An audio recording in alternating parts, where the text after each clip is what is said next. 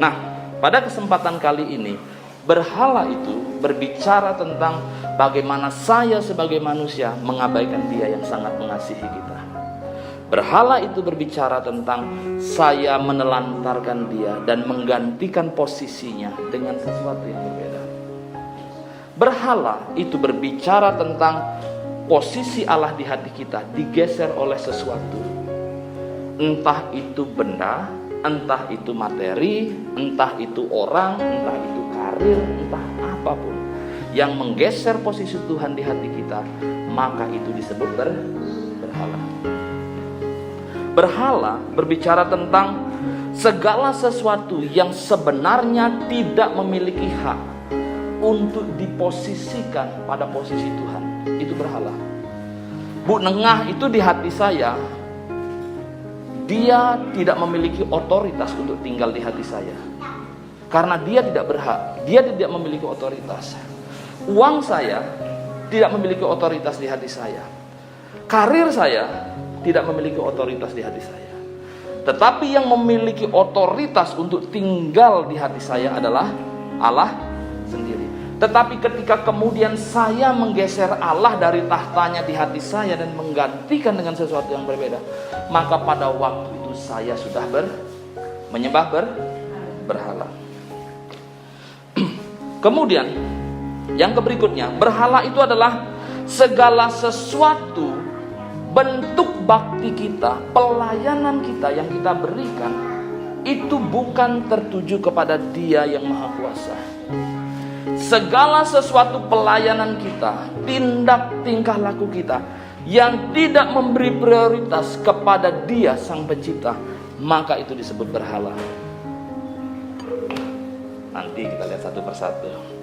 Saya tidak menuduh, tetapi khotbah ini sudah disiapkan jauh sebelum Bapak Ibu ada di sini. Saya tidak berbicara, tetapi saya percaya ketika nanti Bapak Ibu merasa disentuh oleh Roh Kudus, itu berarti Roh Kudus sedang berbicara kepada Bapak Ibu. Segala sesuatu yang menjadi sumber utama engkau melakukan sesuatu. Saya ulangi. Segala sesuatu yang menjadi dasar utama engkau melakukan sesuatu,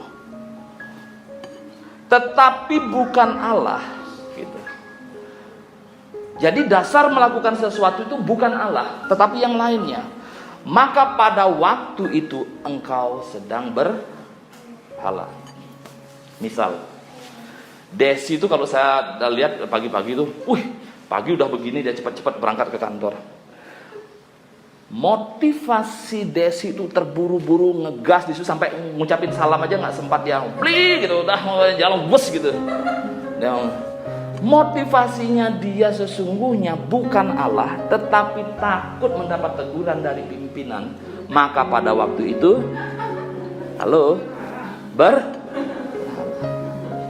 jadi kalau saya mau melakukan sesuatu supaya gaji saya tidak dipotong, pagi-pagi buta, semua saya tinggalin semua. Saya melakukan sesuatu demi apa? Demi gaji tidak dipotong, gitu. Maka pada waktu itu saya segala sesuatu yang menjadi motivasimu untuk melakukan sesuatu tetapi bukan Allah, maka pada waktu itu engkau menggeser posisi Allah dengan berhala. Jadi berhala itu bukan bicara tentang menyembah sesuatu, patung, pohon, tanaman dan lain sebagainya. Jadi segala sesuatu yang ada dalam diri kita, ketika melakukan sesuatu, source-nya itu bukan Allah, maka pada waktu itu berhala. Jadi berhala ini nggak bicara tentang sepele, Bapak Ibu. Itu sebabnya di dalam Ulangan pasal 20 ayat 35 berkata ada 2 dari 10 hukum Tuhan itu, berkata bahwa jangan ada padamu Allah lain di hadapanku. Kemudian yang kedua, jangan membuat bagimu patung yang menyerupai apapun yang ada di langit di atas, atau yang ada di bumi di bawah, atau yang ada di dalam air di bawah bumi. Jangan sujud menyembah kepadanya dan beribadah kepadanya. Sebab aku Tuhan Allahmu adalah Allah yang cemburu, yang membalaskan kesalahan bapa kepada anak-anaknya, kepada keturunan yang ketiga dan keempat. kutuk berhala akan dibalaskan pada apa katanya? Generasi keberapa? 3 dan keempat. Hati-hati Bapak Ibu. Harus diputuskan, harus dipatahkan. Keturunan yang ketiga dan keempat dari orang-orang yang membenci aku. Bapak Ibu Saudara yang dikasihi oleh Tuhan. Mengapa berhala itu nggak boleh? Alasannya sederhana, karena Allah kita itu adalah Allah yang cemburu. Allah kita Allah yang cemburu, bukan cuman pacar kita yang cemburuan. Allah kita adalah Allah yang cemburu. Kenapa dia Allah yang cemburu? Pernah nggak Bapak Ibu berpikir, kenapa dia Allah kita itu cemburu? Apakah cemburunya Allah itu sama dengan cemburunya manusia? Allah kita adalah Allah yang cemburu. Dia tidak seperti manusia yang cemburu buta. Bapak Ibu yang saya kasih dalam Tuhan, jangan pernah berpikir bahwa ketika dari mulutmu keluar kata-kata nama Allah, bahwa engkau paham siapa Allah. Jangan pernah berpikir bahwa ketika kita menyebutkan, oh ya Tuhan Allahku, lalu tiba-tiba kita mengerti siapa Allah. Allah itu adalah sebuah sebutan umum. Allah yang dimaksudkan dalam Alkitab kita ini Allah yang transenden. Pernah dengar istilah transenden? Allah kita itu adalah Allah yang transenden. Transenden itu artinya separate from. Artinya bahwa Allah kita ini terpisah dia dengan ciptaannya. Kemudian yang berikutnya, transenden itu artinya dia berbeda dari ciptaannya. Transenden itu berarti melampaui semua ciptaannya. Itu sebabnya Alkitab berkata dalam Yesaya 40 ayat 22, dia berkata bahwa gini, dia bertahta di atas bulatan bumi. Bulatan bumi itu kayak gimana Bapak? Kita ini di sini satu titik aja spot, tetapi dia duduk bertahta di atas bulatan bumi yang penduduknya seperti belalang.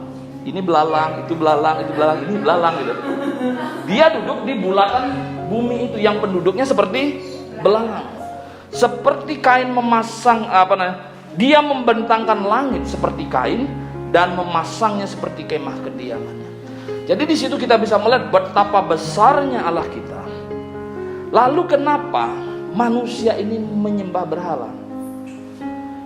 Bapak Ibu yang saya kasih dalam Tuhan, sebelum saya masuk ke sana, saya mau jelaskan dulu tentang transendennya. Dia berkata begini, dia adalah Allah yang transenden. Dia adalah Allah yang besar, yang melampaui semua ciptaannya.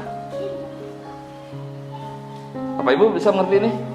Jadi Allah ini adalah Allah yang transenden, Allah yang besar, Allah yang melampaui segala ciptaannya, Allah yang terpisah dengan ciptaannya. Nah Bapak Ibu saya kasih dalam Tuhan, di dalam Alkitab dia berkata, aku adalah aku.